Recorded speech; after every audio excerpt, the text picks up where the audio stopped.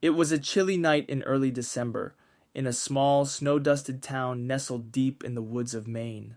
This happened to me a few years ago.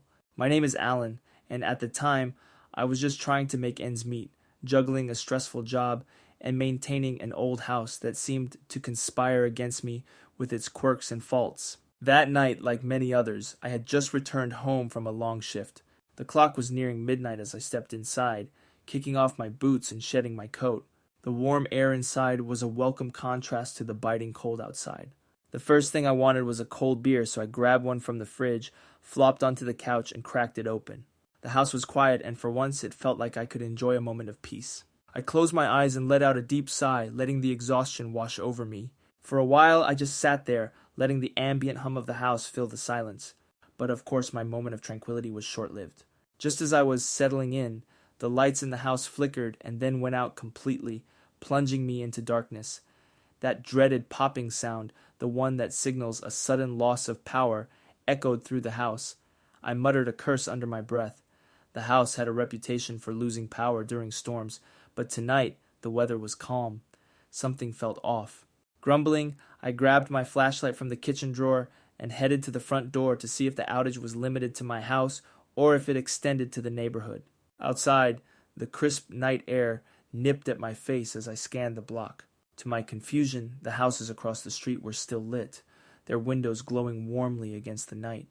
It was just my house that had gone dark. Great, I muttered. As I turned to head back inside, I noticed something odd. The breaker box on the side of the house was ajar. My stomach twisted as I approached it, flashlight trembling in my hand. When I got closer, I saw something that sent a jolt of unease through me. The coiled garden hose, which I distinctly remembered putting away neatly that afternoon, was now sprawled across the snow-covered lawn, and the breaker switch had been flipped off. Someone had been here.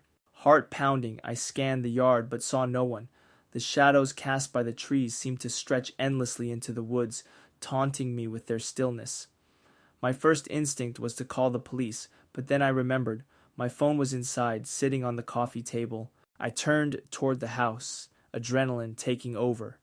Every creak and crunch of snow beneath my boots seemed deafening as I crept back to the front door. The thought of someone still being inside gnawed at me. I tried the doorknob, and to my dismay, it was locked. I hadn't locked it when I stepped out. My wife Ellen was upstairs? I sprinted to the back of the house, my breath visible in the frigid air. The back door was locked too. Peering through the window, I saw faint beams of light bobbing around in the darkness inside. Flashlights. Someone was moving through my house. I panicked. I had to get to Ellen, but without a phone, without a way inside, and with God knows who roaming my house, I was running out of options. That's when I remembered the ladder in the shed. It was my only chance. I dashed to the shed, fumbling with the lock as my hands trembled in the cold. Inside, I found the ladder and hauled it to the side of the house, where the window to our bedroom was slightly cracked open. I set it up as quietly as I could, praying that whoever was inside wouldn't hear me. I climbed up and whispered Ellen's name as softly as I could. Her face appeared in the window, pale and wide-eyed. I told her to climb out quickly. She didn't hesitate. The moment she stepped onto the ladder, I held it steady, trying to keep her calm even as my own fear threatened to overtake me. As Ellen descended, we heard a loud crash from inside the house. Someone had toppled something over. My pulse quickened. Once she was safely on the ground, I grabbed her hand and we bolted to the neighbor's house. Old Mr. Carter answered the door, confused but concerned. He let us in, and I called the police, my hands shaking as I dialed. The police arrived quickly, storming the house with flashlights and weapons drawn. Ellen and I stood outside, huddled together, watching as the officers searched every corner of our home. When they emerged, their expressions were grim. Whoever had been inside was gone, but they had left behind signs of their presence. Drawers were ransacked, furniture was overturned, and several of our belongings were missing. But it was what they found in the bedroom that chilled me to my core. The officer's flashlight illuminated deep scratches on the inside of the bedroom door, as if someone had clawed at it with desperate, inhuman strength.